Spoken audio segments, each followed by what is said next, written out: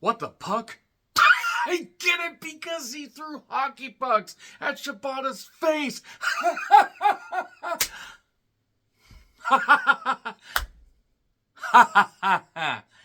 You know, if they're not going to take it fucking seriously, then why the fuck should I? So let's get to it. I'm Joe Renton with my review of AEW Dynamite and AEW Rampage from the Canada Life Center in Winnipeg, Manitoba, Canada.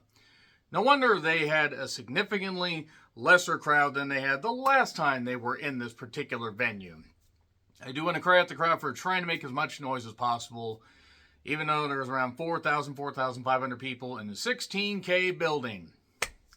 And my, oh my, me, oh my, down on the bayou, this show is just speeding towards a goddamn, it's speeding towards a goddamn waterfall where it's just gonna not stick to the rivers and the lakes it's used to, it's gonna fall into a goddamn chasm.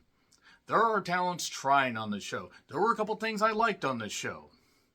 It's gonna be really interesting to see how they're gonna be able to put on more pay-per-views when the television product is eroding fast. So Tony Khan is live via satellite. Thanks, guys. I can't travel because I'm bad at writing storylines and bad at booking, but I'm here in a neck brace. And even though we saw him dancing, to Daniel Garcia's dance and everything, because we can't take anything fucking seriously, that was apparently at Daly's place, that was fan cam stuff. But suddenly the Bucks interrupt the thing. The Bucks control the horizontal and the vertical. And the ratings are about to go horizontal. And they are about to not goddamn get back up. I know the playoffs are going on. I know that every goddamn company goes through mountains and valleys. But this is bad. If the Bucks even had a shred of credibility, this might work, but they don't. They can't act serious. They're not good wrestlers. They've never been good wrestlers. They're not good heels. They're like, oh, I don't want to see him get beat up. I don't want to see these motherfuckers. I don't even want to see somebody take care of him. No, they could be, Thanos right off the goddamn face of the earth along with everybody else in that goddamn family tree, and I wouldn't care. This isn't gonna fucking work because they aren't Hall and Nash, they aren't the NWO, they aren't even the bad version of DX.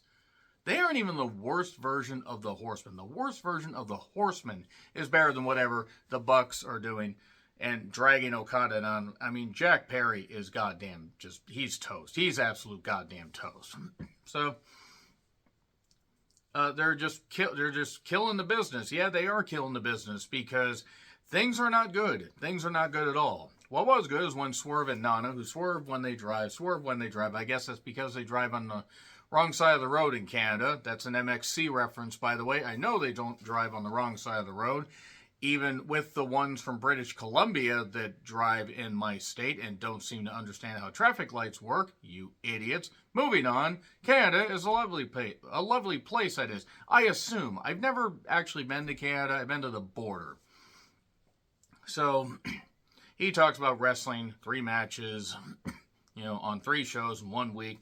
This is the kind of champion he wants to be. He calls out the EVPs, says, it was a coward's move, what they did, a bitch move, that is, and who's he going to face a Double or Nothing? The Bucks show up on screen because we haven't gotten enough of this, and you're going to face somebody, Canadian, they imply all this stuff. Obviously, it wasn't going to be Omega. It's Christian Cage, along with the family. Shayna Wayne is taller than anybody in the goddamn ring. She's taller than Christian. She's taller than half the goddamn crowd. And this is not disrespect. Nick Wayne is a tremendous talent, a great young man. Met him in multiple indie shows. Talked to him, during various points in his career. He would come and talk to myself and me and my best friend Chris, aka the Durbinator, before shows. Young man. Attitude is he wants to learn. Love the guy. Talk to his mother. Lovely woman. And I don't mean just because she's statuesque, blonde, and beautiful. Lovely woman as far as personality. Great to talk to. And I'm sure it's a thrill for her to see her son succeed. And look, we haven't seen him for a while, so all right. The fact is she's just towering over everybody, though. I mean, and she's a tall woman as it is. But so basically Christian Cage, they get in a bit of a brief brawl. And then, we get a bit of a beatdown. Prince Nana gets hit with the Wayne's World Party Time, excellent. And Christian says, you remember some of the stuff you did? You broke into Nick Wayne's, I believe his training facility was actually his garage, if I remember right.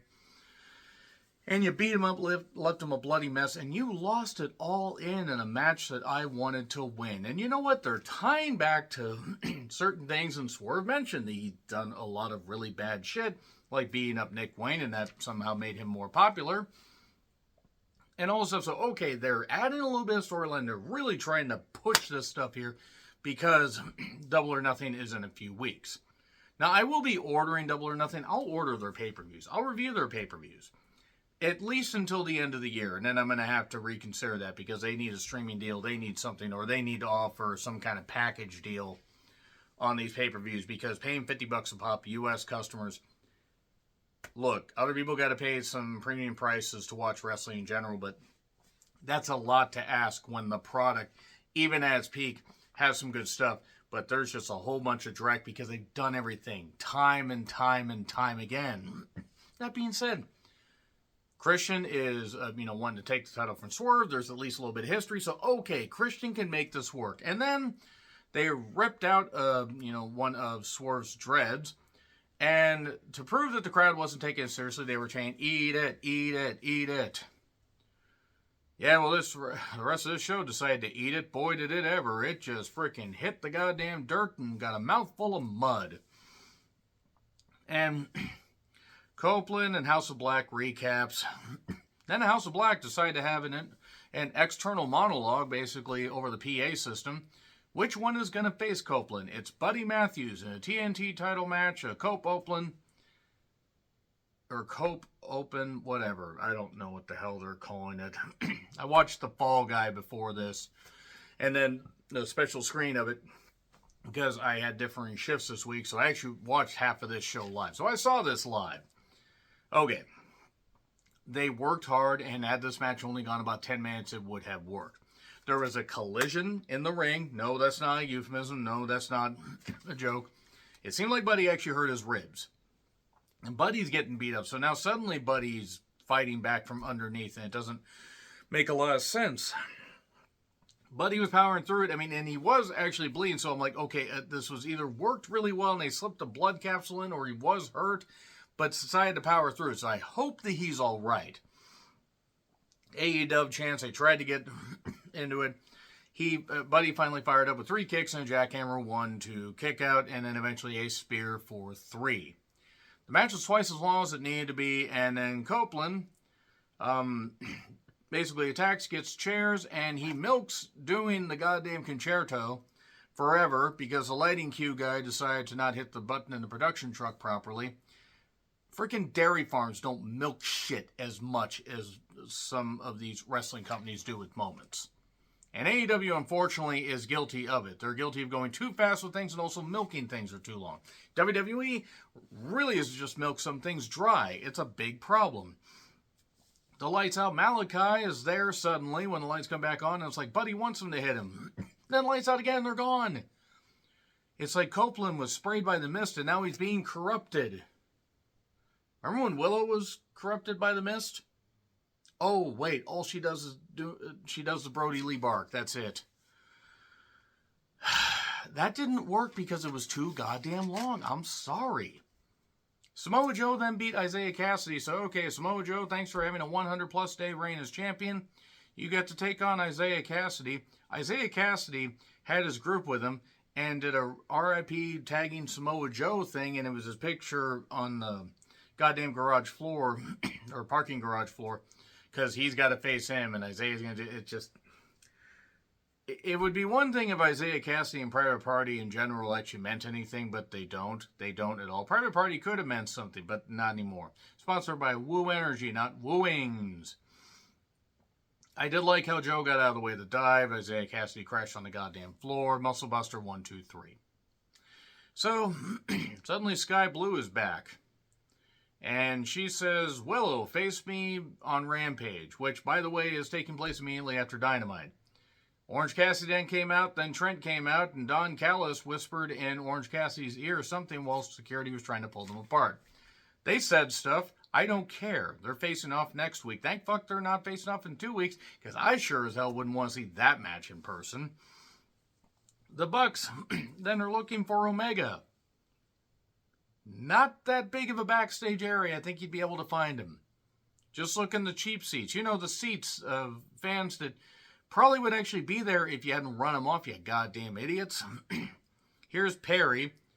We are entering a new era under the Elite. Yeah, this promotion might be 6 feet under if things keep going that way, and it'll be your fault. Then Shibata took on Jericho in an FTW title, and Jericho was wearing briefs again. I don't know why.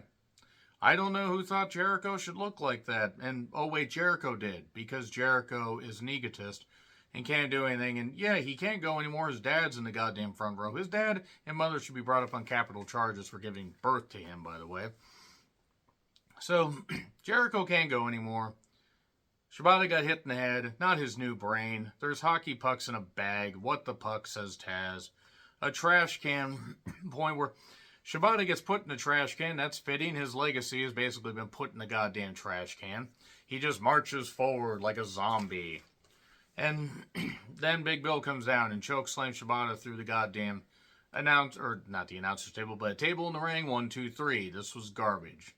Yeah, Jericho won, by the way. Big Bill didn't cover him. He might as well have, by the way. It would have made as much sense as anything else on this show. But yeah, all these weapons and everything. And don't worry, it's the only time weapons are used. Renee is with Willow, Statlander, and Stokely. Jesus Christ, Statlander's legs, amazing legs. God damn, she looks great. Statlander was apologetic in the same sense that I am about as sincere with my praise of anything the Elite do. Willow will maim, maul, and massacre Sky. Renee then gets a text from the Bucks and that Statlander and Stokely are banned from ringside. Claudio then took on Brian Cage. If you notice, I'm not really paying a lot of attention and putting a lot of detail into these matches because, honestly, none of the matches meant anything. One thing they need to do is take an idea or take a bit of a hint from Nitro. Have some short matches. You have so many wrestlers on your goddamn roster. You don't need to have 15, 20-minute matches. Have a 10-minute match. And then have a 5-minute match where you're wanting to build somebody. Have a couple of those. Have one for the men, one for the women. And you benefit. It will benefit your roster. Or you could just have long matches that go through breaks that don't serve any purpose. If you have a 5-minute match, suddenly somebody could say, I turned away and missed this. Damn it, I need to tune in more to make sure I don't miss something. So, Claudio basically, there was a pre-tape with Claudio basically saying he's the wrestler that he needs to be. And look, Brian Cage can do, fancy, agile shit.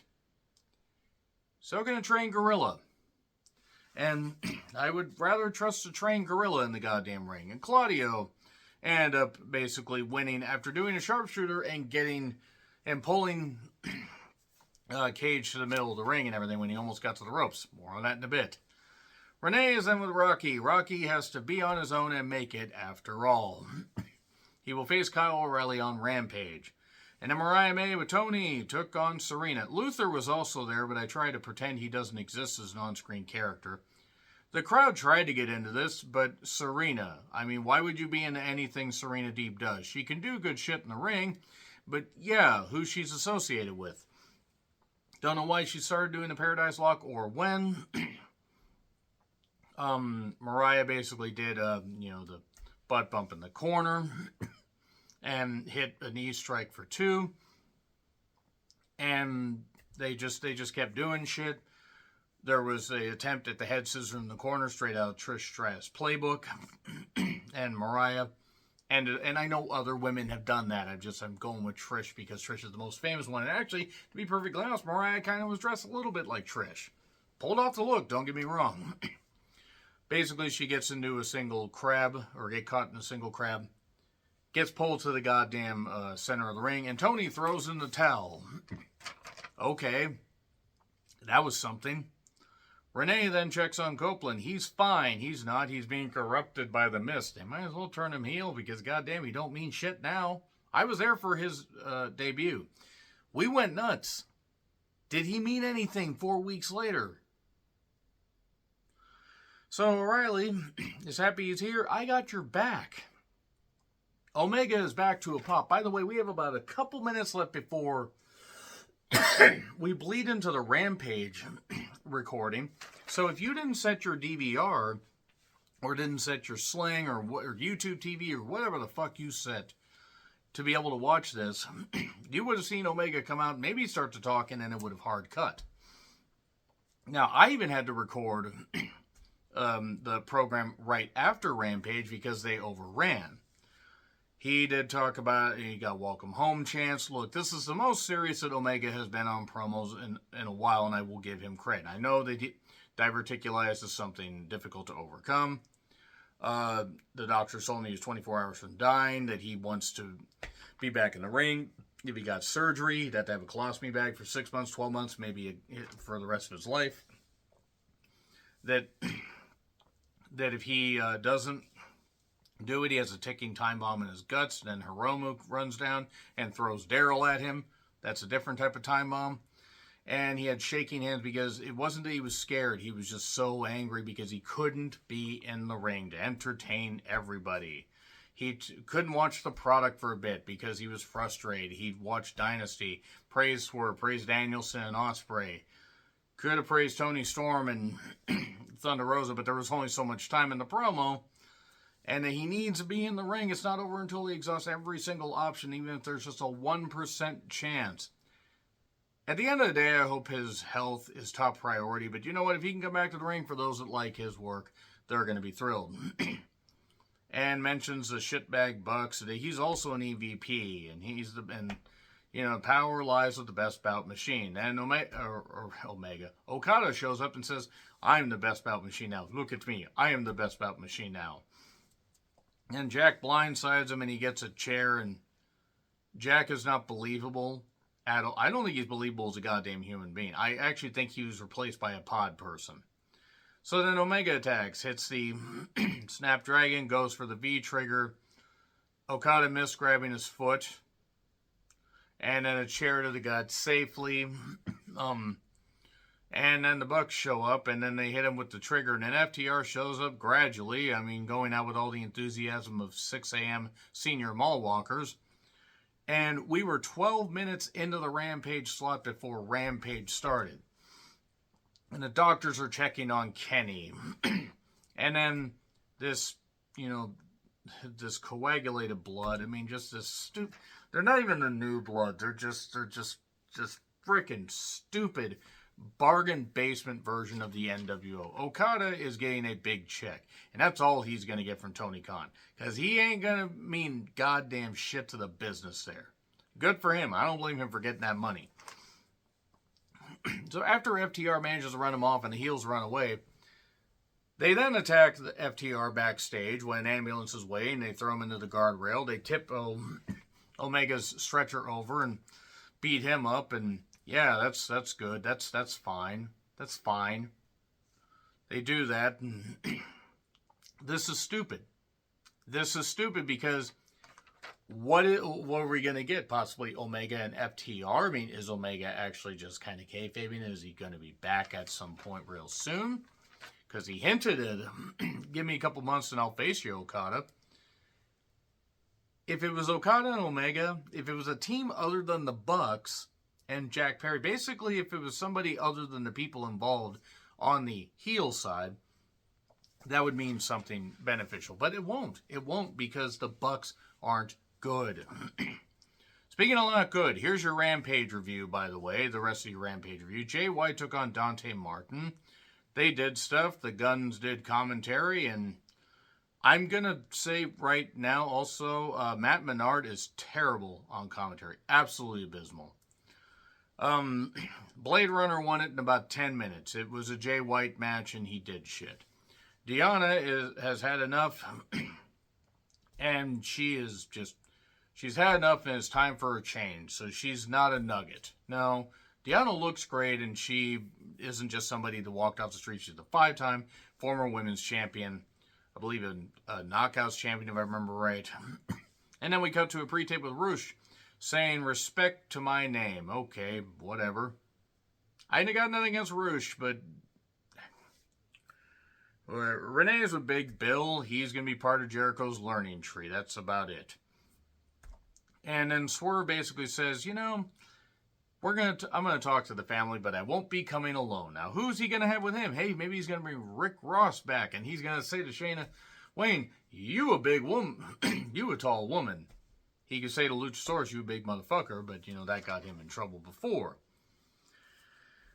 Rocky Romero took on Kyle O'Reilly in a match that was technically sound, well wrestled. Rocky can work, O'Reilly can work. I have no reason to care about these guys on this program. I'm sorry. I don't. It was what it was. It was well wrestled, but does O'Reilly mean anything? No. And Rocky is a very good talent, but he's split in time between being in the ring and also being a backstage agent. God damn it, I have a slip of the tongue. I'm sorry. Saraya and Harley are here. Apparently Saraya's brother is wrestling for AEW. So Tony Khan can't feature other people, but he can feature that goddamn hack. Yeah, Saraya means nothing. Absolutely nothing. They want Tony, and they talk about sticking their tits out. Yes, Saraya, that's all you've ever been good for. And they don't even look that good. Hate to say it, honey, but plastic surgery doesn't really suit you. It doesn't hide how ugly you are on the inside. So, there was an off-camera scream right after that. Were they strangling somebody? Did Saraya, I don't know, look in the goddamn mirror, and did the mirror crack? I thought I was nuts, and I actually rewound it, and I rewound it 3 times. I go, holy shit, there was a scream. Strong, Bennett, and Taven do a promo. Strong does most of it, which was not to the benefit of this whole thing. No, Strong should not talk. Sky Blue then took on Willow Nightingale in a, let me see, I wrote this down, Manitoba Mehssacre for the TBS Championship. Sky Blue has a good look. She tries. Willow has great energy and has a crowd on her side. And you want to know what I thought of this match? Look at what I said about Jericho and Shibata having weapons-filled mayhem stupidity. This is just as bad. I don't care who does it. I don't care if men and women do. I don't care if the men do it, the women do it. I don't care if you get 2 non-binary wrestlers and have them goddamn do hardcore stupid shit. I hate it, especially when you bust out the tax. On a TV match, on a show that probably wouldn't even get a fraction of the ratings it's getting after Dynamite. But yeah, let's bust out some goddamn tax. And a barbed wire board. Willow won. Fucking damn it. The Swerve Christian stuff and a couple other things actually weren't that bad, but god damn it. The Omega promo was pretty good, and then you have to plague the goddamn thing because of the plague that is known as the Bucks and Jack Perry. I might even have to throw Okada in there. They made me not want to watch Okada. That is an accomplishment. Gonna be interesting to see what they do for the show in Everett in 2 weeks, which I will be at. And you know what? Probably will even be at Wrestle Dream because it might be Bryan Danielson's final AEW match before he retires and probably just does occasional shots and everything, but doesn't wrestle on TV much anymore. Nevertheless, let me know your thoughts in the comments. Like, share, subscribe, Twitter handle in the description. I'm John Retlin. I'll see you soon.